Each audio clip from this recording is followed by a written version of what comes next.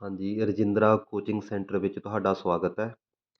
ਅੱਜ ਆਪਾਂ ਲੈ ਕੇ ਆਏ ਹਾਂ ਇੰਟਰਨੈਸ਼ਨਲ ਆਰਗੇਨਾਈਜੇਸ਼ਨ ਚੈਪਟਰ ਦਾ ਸੈਕੰਡ ਪਾਰਟ। ਤਾਂ ਸ਼ੁਰੂ ਕਰਦੇ ਹਾਂ ਬੱਚਿਓ। Reform of the structure and processes. ਪਹਿਲਾ ਟੌਪਿਕ ਆਪਣਾ reform of the structure and processes. In 1992, the UN General Assembly adopted a resolution and had three main complaints।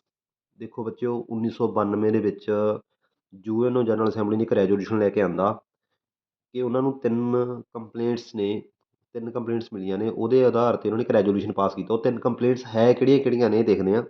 ਪਹਿਲੀ complaints ਕਿਹੜੀ ਹੈ? ਦ ਸਿਕਿਉਰਿਟੀ ਕੌਂਸਲ ਨੋ ਲੋਂਗਰ ਰਿਪਰਜੈਂਟ ਕੰਟੈਂਪਰਰੀ ਪੋਲੀਟੀਕਲ ਰਿਐਲਿਟੀ।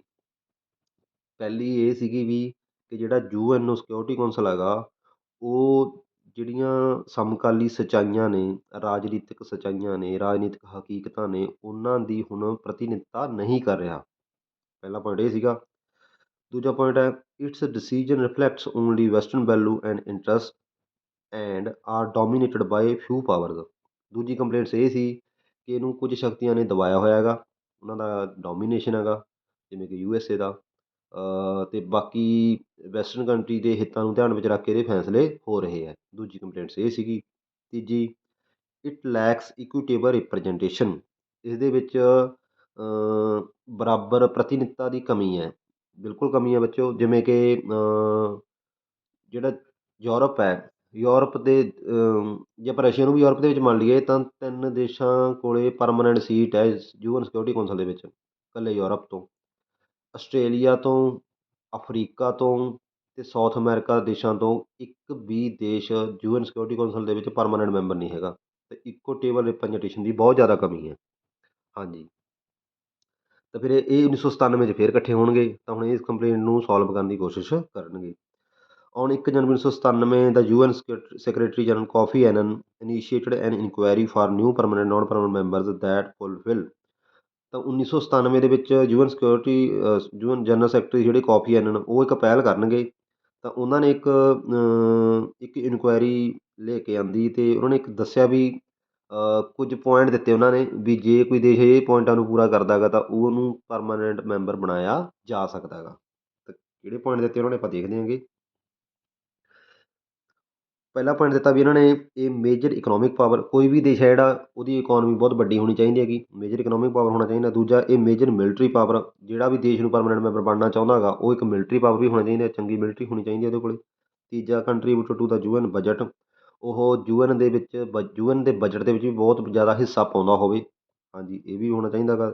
ਅੱਗੇ, ਇਹ big nation in the term of its population, ਤਾਂ ਉਹ ਜਨਸੰਖਿਆ ਦੇ ਪੱਖੋਂ ਵੀ ਕਾਫੀ ਵੱਡਾ ਦੇਸ਼ ਹੋਵੇ। ਅਗਲਾ, ਇਹ nation that respect democracy and human rights, ਉਸ ਦੇਸ਼ ਦੇ ਵਿੱਚ ਇੱਕ ਡੈਮੋਕਰੇਟਿਕ ਗੌਰਮੈਂਟ ਕੰਮ ਕਰਦੀ ਹੋਵੇ ਅਤੇ ਉਹ ਹਿਊਮਨ ਰਾਈਟਸ ਦੀ ਵੀ ਕਦਰ ਕਰਦਾ ਹੋਵੇ। ਅਤੇ ਇਹ ਸਾਰੇ ਪੁਆਇੰਟ ਵੈਸੇ ਇੰਡੀਆ ਪੂਰੇ ਕਰਦਾ ਵੀ, ਪਰ ਇੰਡੀਆ ਨੂੰ ਪਰਮਾਨੈਂਟ ਮੈਂਬਰ ਨਹੀਂ ਬਣਾਇਆ ਜਾ ਰਿਹਾ, ਪਤਾ ਨਹੀਂ ਕੀ ਗੱਲ ਹੈਗੀ। ਤਾਂ ਇਹ ਕੋਫੀ ਐਨਨ ਨੇ ਇਨੀਸ਼ੀਏਟਡ ਕਰ ਗਿਆ ਸੀ ਅਤੇ ਇਹ ਪੁਆਇੰਟ ਦਿੱਤੇ ਸੀਗੇ ਵੀ ਜਿਹੜੇ ਇਹ ਪੁਆਇੰਟਾਂ ਨੂੰ ਪੂਰਾ ਕਰਦਾ ਦੇਸ਼, ਉਹ UN ਸਿਕਿਉਰਿਟੀ ਕੌਂਸਲ ਦੇ ਵਿੱਚ ਪਰਮਾਨੈਂਟ ਮੈਂਬਰ ਬਣ ਸਕਦਾ ਹੈ। ਹਾਂਜੀ, ਅੱਗੇ ਵਧਦੇ ਹਾਂ ਬੱਚਿਓ। Some expert think that is given veto power should be abolished। ਕੁਝ ਐਕਸਪਰਟ ਇਹ ਵੀ ਚਾਹੁੰਦੇ ਹੈ ਕਿ ਪਰਮਾਨੈਂਟ ਮੈਂਬਰ ਕੋਲ ਮੇਨ ਚੀਜ਼ ਜਿਹੜੀ ਉਹ ਇਹ ਹੈ ਵੀਟੋ ਪਾਵਰ। ਜੇ ਵੀਟੋ ਪਾਵਰ ਨੂੰ ਐਬੋਲਿਸ਼ ਕਰ ਦਿੱਤਾ ਜਾਵੇ ਤਾਂ ਸਭ ਠੀਕ ਹੋ ਜਾਊਗਾ। ਸਹੀ ਪੁਆਇੰਟ ਹੈ ਵੈਸੇ ਇਹ। ਹਾਂਜੀ, the non permanent members service for 2 year and can not be reelected immediately after completing a term of 2 years। ਤਾਂ ਇਹ ਵੀ ਗੱਲ ਕਹੀ ਗਈ ਵੀ ਨੋਨ ਪਰਮਾਨੈਂਟ ਮੈਂਬਰ ਜਿਹੜੇ 2 ਸਾਲਾਂ ਵਾਸਤੇ ਚੁਣੇ ਜਾਂਦੇ ਆ ਉਹ ਇਮੀਡੀਏਟ ਦੁਬਾਰਾ ਨਹੀਂ ਚੁਣੇ ਜਾਣਗੇ। ਕਹਿਣ ਦਾ ਮਤਲਬ, ਜੇ ਕੋਈ ਮੈਂਬਰ ਚੁਣਿਆ ਗਿਆ 2020 ਦੇ ਵਿੱਚ ਤਾਂ ਉਹ ਸਰਵਿਸ ਕਰੂਗਾ 2022 ਤੱਕ। ਤਾਂ ਜੇ ਉਹ ਚਾਹਵੇ ਮੈਂ 2022 ਤੋਂ 24 ਤੱਕ ਵੀ ਬਣ ਜਾ, ਉਹ ਇਸ ਤਰ੍ਹਾਂ ਨਹੀਂ ਬਣ ਸਕਦਾ, ਤਾਂ ਉਹ ਇਮੀਡੀਏਟ ਦੁਬਾਰਾ ਨਹੀਂ ਬਣੂਗਾ। ਇਹ ਵੀ ਕਿਹਾ ਗਿਆ ਬਿਲਕੁਲ। ਤਾਂ ਇਹ ਕੁਝ ਇਨੀਸ਼ੀਏਟਿਵ ਲਏ ਗਏ, ਇਹਦੇ ਪ੍ਰੋਸੀਜਰ ਦੇ ਵਿੱਚ ਅਤੇ ਪ੍ਰੋਸੈਸ ਦੇ ਵਿੱਚ, ਸਟਰਕਚਰ ਦੇ ਵਿੱਚ ਰਿਫੋਰਮ ਲਿਆਉਣ ਦੀ ਕੋਸ਼ਿਸ਼ ਕੀਤੀ ਗਈ ਹੈ। ਹੁਣ ਆਪਾਂ ਸਮਝਦੇ ਹਾਂ ਵੀਟੋ ਪਾਵਰ ਕੀ ਹੈਗੀ। Veto power, however the permanent member can vote in A negative manner. ਹਾਲਾਂਕਿ ਕੋਈ ਵੀ ਪਰਮਾਨੈਂਟ ਮੈਂਬਰ ਹੈ ਜਿਹੜਾ ਉਹ ਨੈਗੇਟਿਵ ਮੈਨਰ ਦੇ ਵਿੱਚ ਵੋਟ ਕਰ ਸਕਦਾ ਗਾ। So that even if all other permanent and non permanent members vote for A particular decision, any permanent member the negative vote can neglect the decision, this negative vote is the veto. ਕਹਿਣ ਦਾ ਮਤਲਬ ਇਹ ਹੈ ਵੀ ਜਦੋਂ ਇਹ permanent member ਅਤੇ non permanent member ਕਿਸੇ decision ਨੂੰ ਪਾਸ ਕਰਨ ਵਾਸਤੇ ਇਕੱਠੇ ਹੁੰਦੇ ਆ, ਵੋਟ ਕਰਦੇ ਆ, ਤਾਂ ਉਦੋਂ ਇੱਕ ਪਰਮਾਨੈਂਟ ਮੈਂਬਰ ਨੈਗੇਟਿਵ ਮੈਨਰ ਦੇ ਵਿੱਚ ਵੋਟ ਪਾ ਕੇ ਡਿਸੀਜਨ ਨੂੰ ਪਲਟ ਸਕਦਾ ਗਾ। ਤਾਂ ਉਹ ਨੈਗੇਟਿਵ ਵੋਟ ਹੀ ਕੀ ਕਹਾਉਂਦੀ ਹੈ, ਵੀਟੋ ਪਾਵਰ ਕਹਾਉਂਦੀ ਹੈ। ਸਮਝ ਗਏ ਬੱਚਿਓ? ਜਦੋਂ ਕਿਸੇ ਡਿਸੀਜਨ ਨੂੰ ਨੈਗੇਟਿਵ ਵੋਟ ਰਾਹੀਂ ਰੋਕਿਆ ਜਾਂਦਾ ਹੈ, ਉਹਨੂੰ ਵੀਟੋ ਪਾਵਰ ਕਿਹਾ ਜਾਂਦਾ ਗਾ। ਅਤੇ ਵੀਟੋ ਪਾਵਰ ਦਾ ਮਤਲਬ ਹੀ ਹੁੰਦਾ ਰੋਕਣਾ। ਹਾਂਜੀ, ਅਤੇ ਇਹ ਵੀ ਤੁਹਾਨੂੰ ਦੱਸਦਾ ਮੈਂ, ਜੇ ਇਹ ਪਰਮਾਨੈਂਟ ਮੈਂਬਰ ਸਹਿਮਤ ਹੋਣਗੇ, ਇੱਕ ਫੈਸਲੇ 'ਤੇ ਹੋਣਗੇ, ਕੋਈ ਵੀਟੋ ਪਾਵਰ ਨਹੀਂ ਕਰੂਗਾ, ਤਾਂ ਉਹ ਫੈਸਲਾ ਪਾਸ ਹੋਊਗਾ, ਉਹ ਰੈਜੋਲੂਸ਼ਨ ਪਾਸ ਹੋਊਗਾ। ਕਹਿਣ ਦਾ ਮਤਲਬ, ਜੇ ਮੰਨ ਲਓ ਕੋਈ ਇਹਨਾਂ ਨੇ ਫੈਸਲਾ ਲੈ ਲਿਆ ਵੀ ਆਪਾਂ ਅੱਤਵਾਦੀਆਂ ਦੇ ਖਿਲਾਫ ਓਪਰੇਸ਼ਨ ਚਲਾਉਣਾ ਗਾ ਅਤੇ ਉਹਨੂੰ ਖਤਮ ਕਰਨਾ ਗਾ, ਤਾਂ ਜੇ ਸਾਰੇ ਦੇਸ਼ ਸਹਿਮਤ ਹੋਣਗੇ ਤਾਂ ਉਹ ਓਪਰੇਸ਼ਨ ਹੋਊਗਾ। ਜੇ ਉਹ 'ਚੋਂ ਇੱਕ ਦੇਸ਼ ਵੀ ਨਾ ਕਰ ਦੂਗਾ, ਤਾਂ ਸਮਝ ਲਓ ਉਹਨੇ ਵੀਟੋ ਪਾਵਰ ਯੂਜ਼ ਕਰੀ ਹੈਗੀ। ਸਭ ਤੋਂ ਵੱਧ ਵੀਟੋ ਯੂਜ਼ ਕਰੀ ਹੈ ਰਸ਼ੀਆ ਨੇ। ਹਾਂਜੀ, ਸੈਕਿੰਡ 'ਤੇ USA ਨੇ। ਓਕੇ ਜੀ, ਇਹ ਬਹੁਤ ਇੰਪੋਰਟੈਂਟ ਹੈ ਵੀ ਤੁਹਾਨੂੰ ਛੋਟਾ ਸਵਾਲ ਵੀ ਆ ਸਕਦਾ ਗਾ, ਅਤੇ ਆਹ ਸ਼ੋਰਟ ਨੋਟ ਵੀ ਆ ਸਕਦੇ ਇਹਦੇ 'ਤੇ, ਇਹਨੂੰ ਧਿਆਨ ਨਾਲ ਪੜ੍ਹਨਾ ਗਾ। ਅੱਗੇ ਵਧਦੇ ਹਾਂ ਬੱਚਿਓ। ਜੂਰੀਡਿਕਸ਼ਨ ਆਫ ਦਾ UN, ਤਾਂ UN ਦਾ ਖੇਤਰ ਅਧਿਕਾਰ ਕਿੱਥੋਂ ਤੱਕ ਹੈਗਾ, ਆਪਾਂ ਦੇਖਦੇ ਹਾਂ ਕਿ in 2005 to celebrate the anniversary and review the situation. 2005 ਦੇ ਵਿੱਚ ਇਹਨਾਂ ਨੇ ਐਨੀਵਰਸਰੀ ਮਨਾਈ UN ਦੀ, ਅਤੇ ਉਹਦੇ ਵਿੱਚ ਸਿਚੁਏਸ਼ਨ ਨੂੰ ਰਿਵਿਊ ਕੀਤਾ ਗਿਆ ਕਿ UN ਕਿਸ ਤਰ੍ਹਾਂ ਕੰਮ ਕਰ ਰਿਹਾ ਹੈਗਾ। ਪਹਿਲਾਂ ਇਹਨਾਂ ਨੇ creation of A piece building commission, ਇਹਨਾਂ ਨੇ ਪੀਸ ਬਿਲਡਿੰਗ ਕਮਿਸ਼ਨ ਬਣਾਇਆ। ਅੱਗੇ ਵਧਦੇ ਹਾਂ ਵੀ, ਪੀਸ ਬਿਲਡਿੰਗ ਕਮਿਸ਼ਨ ਬਣਾਇਆ। ਦੂਸਰਾ, acceptance of the responsibility of the international community in the case of failure of the national government to protect their own citizens from atrocities। ਜੇਕਰ ਕਿਸੇ ਦੇਸ਼ ਦੀ ਰਾਸ਼ਟਰੀ ਸਰਕਾਰ ਫੇਲ ਹੋ ਜਾਂਦੀ ਹੈ, ਤਾਂ ਉੱਥੋਂ ਦੇ ਨਾਗਰਿਕਾਂ ਨੂੰ ਬਚਾਉਣਾ, ਉੱਥੇ ਉਹਨਾਂ 'ਤੇ ਹੋਣ ਵਾਲੇ ਅੱਤਿਆਚਾਰਾਂ ਤੋਂ ਬਚਾਉਣਾ, ਇਹ ਇੱਕ ਇੰਟਰਨੈਸ਼ਨਲ ਔਰਗੇਨਾਈਜੇਸ਼ਨ ਮਤਲਬ ਕਿ UN ਦੀ ਜ਼ਿੰਮੇਵਾਰੀ ਹੋਵੇਗੀ, ਇਹ ਕਿਹਾ ਗਾ। ਅੱਗੇ establishment of the human right council, ਇੱਕ 2006 ਦੇ ਵਿੱਚ ਵੀ ਹਿਊਮਨ ਰਾਈਟ ਕੌਂਸਲ ਬਣਾਈ ਗਈ, ਓਪਰੇਸ਼ਨਲ ਹੋ ਗਈ ਇਹ 19 ਜੂਨ 2006 ਤੋਂ। Agreement to achieve the millennium development goal, ਇੱਕ ਮਿਲੇਨੀਅਮ ਡਿਵੈਲਪਮੈਂਟ ਗੋਲ ਨੂੰ ਅਚੀਵ ਕਰਨ ਵਾਸਤੇ ਐਗਰੀਮੈਂਟ ਕੀਤਾ ਗਿਆ। ਵੈਸੇ ਬੱਚੇ ਉਹ ਮਿਲੇਨੀਅਮ ਡਿਵੈਲਪਮੈਂਟ ਗੋਲ ਨੂੰ ਹੁਣ ਅੱਜ ਕੱਲ੍ਹ ਕਿਹਾ ਜਾਂਦਾ ਹੈਗਾ ਸਸਟੇਨੇਬਲ ਡਿਵੈਲਪਮੈਂਟ ਗੋਲ। ਇਹ 2030 ਤੱਕ 17 ਗੋਲ ਹਰ ਇੱਕ ਦੇਸ਼ ਨੇ ਪੂਰੇ ਕਰਨੇ ਹੈ। ਇਹਨਾਂ ਨੂੰ ਪੂਰਾ ਕਰਾਉਣ ਦੀ ਜ਼ਿੰਮੇਵਾਰੀ ਹੈਗੀ ਹੈ UNDP ਦੀ, ਯੂਨਾਈਟਡ ਨੇਸ਼ਨ ਡਿਵੈਲਪਮੈਂਟ ਪ੍ਰੋਗਰਾਮ ਦੀ ਹੈਗੀ। ਇਹ ਵੀ ਤੁਸੀਂ ਯਾਦ ਰੱਖਿਓ। Condemnation of the terrorism in all its forum, ਅੱਤਵਾਦ ਦੇ ਸਾਰੀਆਂ ਕਿਸਮਾਂ ਦੀ ਕੀ ਕੀਤੀ ਗਈ, ਨਿੰਦਿਆ ਕੀਤੀ ਗਈ, ਆਲੋਚਨਾ ਕੀਤੀ ਗਈ। Creation of a democracy fund, ਇੱਕ ਡੈਮੋਕ੍ਰੇਸੀ ਫੰਡ ਸਟੇਬਲਿਸ਼ ਕੀਤਾ ਗਿਆ। An agreement to wind up the trusteeship council, ਇੱਕ UN ਦਾ ਔਰਗਨ ਹੈ ਟਰਸਟੀਸ਼ਿਪ ਕੌਂਸਲ, ਉਹਨੂੰ ਖਤਮ ਕਰਨ ਵਾਸਤੇ ਵੀ ਇੱਕ ਐਗਰੀਮੈਂਟ ਕੀਤਾ ਗਿਆ। ਹਾਂਜੀ, ਅੱਗੇ ਵਧਦੇ ਹਾਂ ਬੱਚਿਓ। ਅੱਗੇ ਹੈ ਵੀ ਆਪਣੇ ਮੇਰੇ ਤੋਂ ਗਲਤੀ ਨਾਲ ਲਿਖਿਆ ਗਿਆ, ਆਹੀ ਇਹਦਾ ਜਿਹੜਾ ਹੈਡਿੰਗ ਹੈਗਾ, India and the UN reform, India and the UN reform. ਹਾਂਜੀ, UN ਦੇ ਰਿਫੋਰਮ ਅਤੇ ਇੰਡੀਆ ਦੇ ਕੀ ਕੀ ਚੀਜ਼ਾਂ ਨੇ ਦੇਖਦੇ ਹਾਂ ਆਪਾਂ। India believe that is strengthened and revitalised UN in desirable in the changing world. India ਇਹ ਵਿਸ਼ਵਾਸ ਕਰਦਾ ਗਾ ਕਿ ਬਦਲਦੇ ਹੋਏ ਹਾਲਾਤਾਂ ਦੇ ਅਨੁਸਾਰ, ਬਦਲਦੀ ਹੋਈ ਦੁਨੀਆ ਦੇ ਅਨੁਸਾਰ UN ਨੂੰ ਕੀ ਹੋਣਾ ਚਾਹੀਦਾ ਗਾ, ਹੋਰ ਜ਼ਿਆਦਾ ਸਟਰੈਂਥਨ, ਮਜ਼ਬੂਤ ਕਰਨਾ ਚਾਹੀਦਾ ਗਾ, ਹੋਰ ਮਜ਼ਬੂਤ ਬਣਾਉਣਾ ਚਾਹੀਦਾ ਗਾ। ਕਿ India also support an enhanced role, enhanced role for the UN in promoting development and cooperation among status.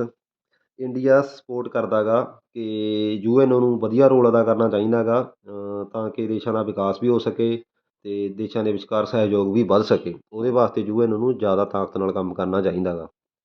ਤੀਜਾ ਪੁਆਇੰਟ ਆ ਵੀ India has major concern about the restructuring of the UN security council. India ਚਾਹੁੰਦਾ ਗਾ ਕਿ security council ਦੇ ਵਿੱਚ ਦੀ restructuring ਹੋਣੀ ਚਾਹੀਦੀ ਹੈ, ਜਾਂ ਤਾਂ ਜਿਹੜੇ 5 ਪਰਮਾਨੈਂਟ ਮੈਂਬਰਾਂ ਨੂੰ ਹਟਾਉਣਾ ਚਾਹੀਦਾ, ਜਾਂ ਉਹਨਾਂ ਦਾ ਕਾਰਜਕਾਲ ਫਿਕਸ ਹੋਣਾ ਚਾਹੀਦਾ, ਜਾਂ ਉਹਨਾਂ ਦੇ ਮੈਂਬਰਾਂ ਦੀ ਗਿਣਤੀ ਵਧਾਉਣੀ ਚਾਹੀਦੀ ਹੈ, ਜਾਂ ਉਹਨਾਂ ਦੀ ਵੀਟੋ ਪਾਵਰ ਖਤਮ ਹੋਣੀ ਚਾਹੀਦੀ ਹੈ। ਤਾਂ ਉਹਦੀ ਰੀਸਟਰਕਚਰਿੰਗ ਚਾਹੁੰਦਾ ਹੈਗਾ ਵੀ ਉਹਨੂੰ ਪੂਰੀ ਤਰ੍ਹਾਂ ਖਤਮ ਕਰਕੇ ਦੁਬਾਰਾ ਬਣਾਇਆ ਜਾਣਾ ਚਾਹੀਦਾ ਗਾ।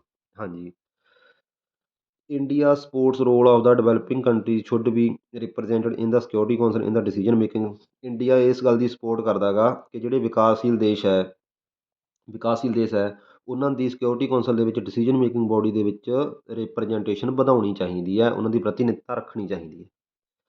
ਅੱਗੇ India sports and increase in the number of the both permanent non permanent member. India ਚਾਹੁੰਦਾ ਹੈਗਾ ਕਿ UN ਸਿਕਿਉਰਿਟੀ ਕੌਂਸਲ ਦੇ ਵਿੱਚ ਪਰਮਾਨੈਂਟ ਮੈਂਬਰਾਂ ਦੀ ਸੰਖਿਆ ਵਧਣੀ ਚਾਹੀਦੀ ਹੈ, ਨੋਨ ਪਰਮਾਨੈਂਟ ਮੈਂਬਰ ਦੀ ਵੀ ਸੰਖਿਆ ਵਧਣੀ ਚਾਹੀਦੀ ਹੈ। ਹਾਂਜੀ, ਅੱਗੇ India also wants to become a permanent members fulfil all the conditions. India ਇਹ ਵੀ ਕਹਿੰਦਾ ਕਿ ਮੈਨੂੰ ਖੁਦ ਨੂੰ ਹੀ ਯੂਐਨ ਸਿਕਿਉਰਿਟੀ ਕੌਂਸਲ 'ਚ ਪਰਮਾਨੈਂਟ ਮੈਂਬਰ ਬਣਾਇਆ ਜਾਣਾ ਚਾਹੀਦਾ ਹੈ, ਕਿਉਂਕਿ ਮੈਂ ਜਿਹੜੀਆਂ ਕੰਡੀਸ਼ਨ ਇਹਨਾਂ ਨੇ ਰੱਖੀਆਂ ਨੇ ਉਹ ਸਾਰੀਆਂ ਕੰਡੀਸ਼ਨਾਂ ਪੂਰੀਆਂ ਕਰ ਦਾਂਗਾ। ਜਿਵੇਂ ਕਿ ਆਪਾਂ ਪਿੱਛੇ ਪੜ੍ਹਿਆ ਸੀਗਾ ਵੀ ਇੰਡੀਆ ਇੱਕ ਇਕਨੋਮਿਕ ਪਾਵਰ ਵੀ ਹੈ, ਇੰਡੀਆ ਇੱਕ ਮਿਲਟਰੀ ਪਾਵਰ ਵੀ ਹੈ, ਇੰਡੀਆ ਪਾਪੂਲੇਸ਼ਨ ਸਾਈਜ਼ ਦੇ ਵਿੱਚ ਵੀ ਕਾਫੀ ਵੱਡਾ ਦੇਸ਼ ਹੈਗਾ, ਇੰਡੀਆ 'ਚ ਡੈਮੋਕ੍ਰੇਸੀ ਵੀ ਹੈ, ਇੰਡੀਆ ਦੇ ਵਿੱਚ ਹਿਊਮਨ ਰਾਈਟ ਦੀ ਵੀ ਕਦਰ ਕੀਤੀ ਜਾਂਦੀ ਹੈ। ਇਹ ਸਾਰੀਆਂ ਪੁਆਇੰਟਸ ਨੂੰ ਅਤੇ ਯੂਐਨ ਦੇ ਵਿੱਚ ਕਾਫੀ ਬਜਟ ਵੀ ਦਿੰਦਾ ਗਾ ਇੰਡੀਆ। ਇਸ ਤੋਂ ਇਲਾਵਾ ਯੂਐਨ ਪੀਸ ਕੀਪਿੰਗ ਮਿਸ਼ਨ ਹੁੰਦਾ, ਉਹਦੇ ਵਿੱਚ ਕਾਫੀ ਫੌਜ ਵੀ ਭੇਜਦਾ ਗਾ ਇੰਡੀਆ। ਤਾਂ ਇੰਡੀਆ ਦਾ ਪ੍ਰਤੱਖ ਦਾਅਵੇਦਾਰ ਹੈਗਾ ਯੂਐਨ ਸਿਕਿਉਰਿਟੀ ਕੌਂਸਲ 'ਚ ਪਰਮਾਨੈਂਟ ਮੈਂਬਰ ਬਣਨ ਦਾ। ਹਾਂਜੀ। ਅੱਗੇ what some countries do not want that India become a veto power like Pakistan because India has nuclear weapon capability. ਕੁਝ ਦੇਸ਼ ਨਹੀਂ ਚਾਹੁੰਦੇ ਕਿ ਇੰਡੀਆ ਪਰਮਾਨੈਂਟ ਮੈਂਬਰ ਬਣੇ, ਕਿਉਂਕਿ ਪਾਕਿਸਤਾਨ ਵਰਗੇ ਦੇਸ਼, ਉਹਦੇ ਗੁਆਂਢੀ ਦੇਸ਼ ਇਹ ਚਾਹੁੰਦੇ ਆ ਜੇ ਇਹ ਪਰਮਾਨੈਂਟ ਮੈਂਬਰ ਬਣ ਗਿਆ ਤਾਂ ਉਹ ਤੋਂ ਸਾਨੂੰ ਖਤਰਾ ਪੈਦਾ ਹੋਊਗਾ, ਕਿਉਂਕਿ ਇੰਡੀਆ ਇੱਕ ਨਿਊਕਲੀਅਰ ਕੈਪੇਬਲ ਕੰਟਰੀ ਹੈ, ਨਿਊਕਲੀਅਰ ਵੈਪਨ ਰੱਖਦਾ ਹੈਗਾ ਇੰਡੀਆ। ਹਾਂਜੀ। ਇਫ ਇੰਡੀਆ ਇਜ ਇਨਕਲੂਡਡ, ਜੇਕਰ ਇੰਡੀਆ ਨੂੰ ਸ਼ਾਮਲ ਕਰ ਲਿਆ ਜਾਵੇ ਤਾਂ ਸਮ ਇਮਰਜਿੰਗ ਪਾਵਰ ਜਿਵੇਂ ਕਿ Brazil, Germany, Japan, South Africa ਵੀ ਅਕਮੋਡੇਟਡ। ਜੇਕਰ ਭਾਰਤ ਨੂੰ ਸਿਕਿਉਰਿਟੀ ਕੌਂਸਲ ਦੇ ਵਿੱਚ ਪਰਮਾਨੈਂਟ ਮੈਂਬਰ ਦੇ ਵਜੋਂ ਸ਼ਾਮਲ ਕਰ ਲਿਆ ਜਾਵੇ ਤਾਂ ਜਿਹੜੀਆਂ ਹੋਰ ਪਾਵਰ ਨੇ, ਇਮਰਜਿੰਗ ਪਾਵਰ ਨੇ, ਜਿਵੇਂ ਕਿ ਬ੍ਰਾਜ਼ੀਲ ਹੋ ਗਿਆ, ਜਰਮਨੀ ਹੋ ਗਿਆ, ਜਪਾਨ ਹੋ ਗਿਆ, ਸਾਊਥ ਅਫਰੀਕਾ ਹੋ ਗਿਆ, ਇਹ ਦੇਸ਼ ਵੀ ਕਹਿਣਗੇ ਵੀ ਸਾਨੂੰ ਵੀ ਸ਼ਾਮਲ ਕੀਤਾ ਜਾਵੇ। ਦੇਖੋ ਬੱਚੇ, ਇੱਕ ਨਾ G4 ਹੈ, ਵੈਸੇ ਤੁਹਾਡੇ ਚੈਪਟਰ ਨਾਲ ਉਹਦਾ ਸੰਬੰਧ ਨਹੀਂ ਹੈਗਾ। ਇੱਕ G4 ਗਰੁੱਪ ਆਫ 4 ਇੱਕ ਗਰੁੱਪ ਬਣਿਆ ਹੋਇਆ ਹੈਗਾ। ਉਹਦੇ ਵਿੱਚ 4 ਦੇਸ਼ ਆਉਂਦੇ ਨੇ, ਇੱਕ ਬ੍ਰਾਜ਼ੀਲ ਆਉਂਦਾ, ਜਰਮਨੀ ਆਉਂਦਾ, ਇੰਡੀਆ ਅਤੇ ਜਪਾਨ ਆਉਂਦਾ। ਇਹ ਚਾਹੁੰਦੇ ਆ ਕਿ ਸਾਨੂੰ ਸਿਕਿਉਰਿਟੀ ਕੌਂਸਲ ਦੇ ਵਿੱਚ ਪਰਮਾਨੈਂਟ ਮੈਂਬਰ ਬਣਾਇਆ ਜਾਵੇ, ਉਹਦੇ ਲਈ ਇਹ ਕੰਮ ਕਰਦੇ ਹੈਗੇ ਅਤੇ ਉਹਦੇ ਵਿੱਚ ਇਹ ਦੇਸ਼ ਆ ਗਏ। Africa, Australia, South America must be represented for they do not have any representing in the present structure. ਤਾਂ ਇੰਡੀਆ ਇਹ ਕਹਿੰਦਾ ਗਾ ਕਿ ਜਿਹੜੇ ਕੁਝ ਕੋਂਟੀਨੈਂਟ ਇੱਦਾਂ ਦੇ ਨੇਗੇ, ਜਿਵੇਂ ਕਿ ਅਫਰੀਕਾ ਹੋ ਗਿਆ, ਆਸਟ੍ਰੇਲੀਆ ਹੋ ਗਿਆ, ਸਾਊਥ ਅਮਰੀਕਾ ਹੋ ਗਿਆ, ਇਹਨਾਂ ਦੀ ਕੋਈ ਵੀ ਪ੍ਰਤੀਨਿਧਤਾ ਹੈ ਨਹੀਂ ਯੂਐਨ ਸਿਕਿਉਰਿਟੀ ਕੌਂਸਲ ਦੇ ਵਿੱਚ, ਅਤੇ ਇਹਨਾਂ ਦੀ ਪ੍ਰਤੀਨਿਧਤਾ ਹੋਣੀ ਚਾਹੀਦੀ ਹੈ। ਇਹਨਾਂ ਨੂੰ ਵੀ ਸ਼ਾਮਲ ਕੀਤਾ ਜਾਣਾ ਚਾਹੀਦਾ, ਚਾਹੇ ਇੱਕ ਇੱਕ ਦੇਸ਼ ਨੂੰ ਸ਼ਾਮਲ ਕੀਤਾ ਜਾਵੇ। ਹਾਂਜੀ। ਲਾਸਟ ਟੋਪਿਕ ਆ ਗਿਆ ਬੱਚੋ ਆਪਣਾ, ਦਾ ਯੂਐਨ ਇਨ ਏ ਯੂਨੀਪੋਲਰ ਵਰਲਡ। ਯੂਨੀਪੋਲਰ ਦਾ ਮਤਲਬ ਇੱਕ ਧਰੁਵ। ਦੇਖੋ ਬੱਚੋ, ਜਦੋਂ ਕੋਲਡ ਵਾਰ ਚੱਲਦਾ ਸੀ ਉਹਨੂੰ ਦੁਨੀਆ ਨੂੰ 2 ਧਰੁਵਾਂ 'ਚ ਵੰਡਤਾ ਸੀਗਾ। ਜਿਵੇਂ ਇੱਕ ਦਾ ਨੇਤਾ ਸੀ USSR, ਇੱਕ ਦਾ ਨੇਤਾ ਸੀ USA। ਹੁਣ USSR ਤਾਂ ਡਿਸਇੰਟੀਗ੍ਰੇਟ ਹੋ ਗਿਆ 1991 'ਚ, ਤਾਂ ਦੁਨੀਆ ਹੋ ਗਈ ਯੂਨੀਪੋਲਰ। ਬਾਇਪੋਲਰ ਤੋਂ ਹੋ ਗਈ ਦੁਨੀਆ ਯੂਨੀਪੋਲਰ। ਇੱਕੋ ਹੀ ਪੋਲ ਬਣ ਗਿਆ ਅਤੇ ਦੁਨੀਆ ਦਾ ਨੇਤਾ ਬਣ ਗਿਆ, ਦੁਨੀਆ ਦਾ ਦਾਦਾ ਬਣ ਗਿਆ, ਉਹ ਬਣ ਗਿਆ USA। ਅਤੇ USA ਦੀ ਹੈਜੇਮਨੀ ਵੀ ਹੈ। ਤਾਂ ਹੁਣ ਯੂਨੀਪੋਲਰ ਵਰਲਡ ਦੇ ਵਿੱਚ ਯੂਐਨ ਦਾ ਰੋਲ ਕੀ ਹੈ, ਜਾਂ ਯੂਐਨ ਕਿਸ ਤਰ੍ਹਾਂ ਕੰਮ ਕਰ ਰਿਹਾ, ਉਹ ਆਪਾਂ ਪੜ੍ਹਦੇ ਹਾਂਗੇ। ਇਹ ਬਹੁਤ ਮਹੱਤਵਪੂਰਨ ਟੋਪਿਕ ਹੋ ਗਿਆ, ਦੇਖੋ ਕਿੰਨੀ ਮਹੱਤਵਪੂਰਨ ਗੱਲ ਹੈ ਇਹ। ਤਾਂ ਦੇਖਦੇ ਹਾਂ ਆਪਾਂ। ਪਹਿਲਾ ਪੁਆਇੰਟ ਹੈ ਵੀ firstly after the disintegration of the USSR, US have only super power in the world. ਬਿਲਕੁਲ, USSR ਦੇ ਡਿਸਇੰਟੀਗ੍ਰੇਟ ਹੋਣ ਦੇ ਨਾਲ ਦੁਨੀਆ ਦੇ ਵਿੱਚ ਸਭ ਤੋਂ ਤਕੜੀ ਸੁਪਰ ਪਾਵਰ ਕੌਣ ਬਣ ਗਿਆ? USA ਬਣ ਗਿਆ। It's military and economic power allows it to ignore the UN। ਇਹਦੇ ਕੋਲ ਇੰਨੀ ਜ਼ਿਆਦਾ ਮਿਲਟਰੀ ਸ਼ਕਤੀ ਹੈ, ਇਹਦੇ ਕੋਲ ਇੰਨੀ ਜ਼ਿਆਦਾ ਇਕਨੋਮਿਕ ਪਾਵਰ ਹੈ ਕਿ UN ਵਰਗੇ ਸੰਗਠਨ ਨੂੰ ਇਗਨੋਰ ਕਰਦਾ ਗਾ। ਬਿਲਕੁਲ ਕਰ ਸਕਦਾ ਵੀ। USA ਜਿਹਦਾ single largest contributor to the UN। USA ਇਕੱਲਾ ਦੇਸ਼ ਸਭ ਤੋਂ ਵੱਧ ਬਜਟ ਦਿੰਦਾ ਗਾ UN ਉਹਦੇ ਵਿੱਚ। UN ਉਹਦੇ ਵਿੱਚ ਜਿੰਨਾ ਪੈਸਾ ਲੱਗਦਾ ਉਹਦਾ ਅੱਧ ਦੇ ਕਰੀਬ ਇਕੱਲਾ USA ਦਿੰਦਾ ਗਾ। ਇਹ ਵੀ ਬਿਲਕੁਲ, ਤਾਂ ਫਿਰ ਉਹਦੀਆਂ ਗੱਲਾਂ ਹੀ ਸੁਣੀਆਂ ਜਾਣਗੀਆਂ। ਹਾਂਜੀ। ਅੱਗੇ UN is the physically located within the US territory gives the Washington additional source of influence.